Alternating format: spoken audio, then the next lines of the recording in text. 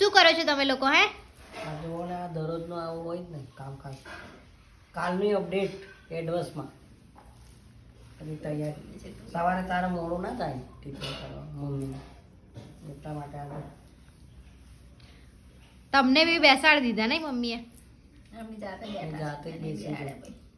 મેં નહીં બેહાડ્યા. મમ્મી કે મેં નહીં બેસાડ્યા ભાઈ, એમની જાતે બેઠા છે. પપ્પા હેલ્પ કરવા બેઠા એવું હોય ને, હેલ્પ કરવું પડે ને.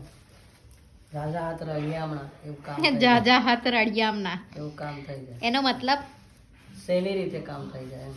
જેટલા વધારે હાથ હોય એટલું જલ્દી કામ થાય. પપ્પા જાતે જ કહેવત કે છે ને પછી સમજાવતા નહીં. મમ્મી કે આવડતું નહીં એવું. પણ મુદ્દો બરાબર મારો છે, તને લાગે? સમજનારા સમજી જાય. કેવું પપ્પા? જેમ કે હું. મમ્મી તું સમજી? પડી ગઈ ખબર?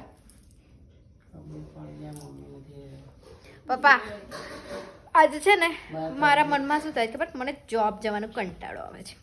એવું બધું ન થાય. થાય ને? ગાંધીનગર મેં જવું છે, કેવું અઘરું પડે. સવારે તો જવાનું, 8 કલાકની નોકરી ને 25 કલાક થઈ જાય. સવારે 6 વાગ્યાનું ઉઠવાનું, ગાંધીનગર પહોંચવાનું. અમુક દિવસ કદાચ તમને બધાને પણ થતું હશે. એ શું ડેલી ઉઠીને જોબ કંટાળો આવે.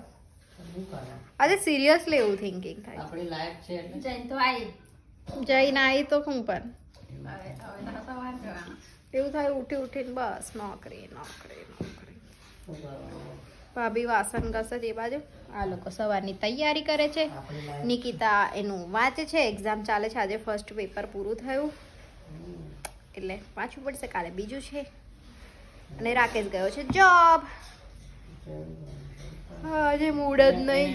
નાઇટમાં જવાનું કેટલું અઘરું લાગતું હશે. હરેક દિવસ સરખા ના હોય. સાચી વાત છે. સરખા તો ના હોય ને.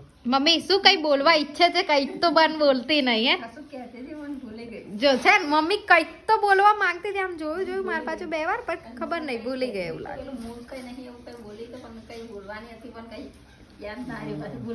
તો હવે યાદ આવ્યું? હવે મમ્મીને યાદ નહીં આવે. ક્યારે ને ક્યારે યાદ આવી રહેશે. એવું કઈ અચાનક કઈ બોલવા જતા ને કોઈ બોલી જાય ને તો પછી ભૂલી જ જવાય. પેલા જો ને ઓછા વાસણો ખખડાવો. જો ભાભી વાસણ ઘસે છે, બહુ જ ખખડાવે છે વાસણ.